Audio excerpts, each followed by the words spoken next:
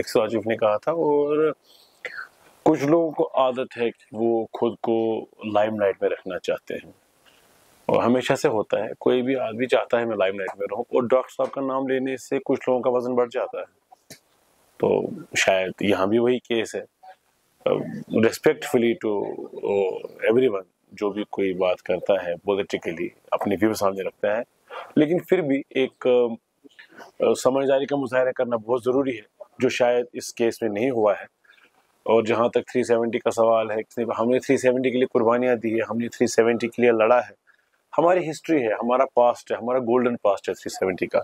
हम लोग 370 के लिए जेल गए हैं, हमारे जो असलाफ थे, हमारे जो बुजुर्ग थे, जब शेर कश्मीर ने शुरुआत की इस चीज़ की 47 से लेके 2014 और 2019 तक, मतलब मैं मुझ जैसा एक छोटा सा वर्कर भी 6 महीने डिटेंशन से बाहर आ गया सिर्फ इसलिए, और मुझे से बहुत सारे और हमारे सीनियर लीडर्स, तब के मिनिस्टर्स, तब के MLAs, यहाँ तक कि हमारे पार्टी के साथ डॉक्टर फारूक अब्दुल्ला साहब और उमर अब्दुल्ला साहब भी PSA में बंद रहे।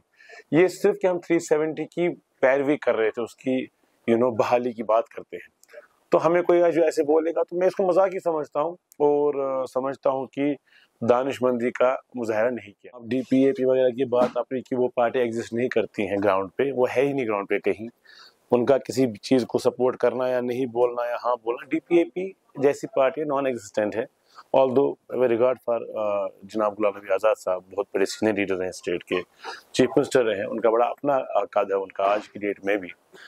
तो लेकिन उनकी सियासत काम नहीं कर गई, उन्होंने अपोजिशन भी किया बहुत, और गलत तरीके से अपोजिशन किया वक्तन फ़ौक्तन, जो उनको नहीं करना चाहिए था, उनके स्टेचर को सूट नहीं कर रहा था। लेकिन जहाँ तक बात आप रोहला साहब की रोहला साहब मीटिंग कर सकते हैं, इसमें क्या प्रॉब्लम है, नॉर्मल सी बात है। र्यूमर्स यहाँ बढ़ जाते हैं बहुत, लेकिन र्यूमर्स की वजह से ना नेशनल कॉन्फ्रेंस बनी है ना कभी बिगड़ी है। तो 2014 के बाद 2024 तक बहुत से र्यूमर्स और बहुत सी कोशिशें की गई नेशनल कॉन्फ्रेंस को तोड़ने की, ना कोई र्यूमर ना कोई कोशिश कामयाब हो गई तोड़ने की, और ना आगे होगी। नेशनल कॉन्फ्रेंस एक स्ट्रॉन्ग हाउस है, जिसको बहुत से मुल्कों ने कोशिश की तोड़ने की, जो नहीं टूटी। तो अल्लाह के फजल करम से आप आगे भी देखेंगे नेशनल कॉन्फ्रेंस एक स्ट्रॉन्ग लीडरशिप उमर अब्दुल्ला और डॉक्टर अब्दुल्ला साहब की लीडरशिप में आगे। हर पॉलिटिकल पार्टी में होता है, इंटरनली कुछ बातें हो सकती हैं, आप हर चीज़ को इतना बड़ा नाम देंगे, नाराजगी भी शायद मेरी भी हो सकती है, कल किसी और की हो सकती है, लेकिन डिसिप्लिन और क़यादत, इस पर कोई कॉम्प्रोमाइज़ ही नहीं है। और रुहुल्लाह साहब बहुत बड़े लीडर है, बहुत समझदार है माशाल्लाह, बहुत यंग एज से उन्होंने लेजिस्लेचर को देखा है, उन्होंने मिनिस्ट्री को देखा, उन्होंने MP बने हैं, वो आज वो बहुत बड़े लीडर है, ठीक है, वो रिलीजियस स्कॉलर भी हैं।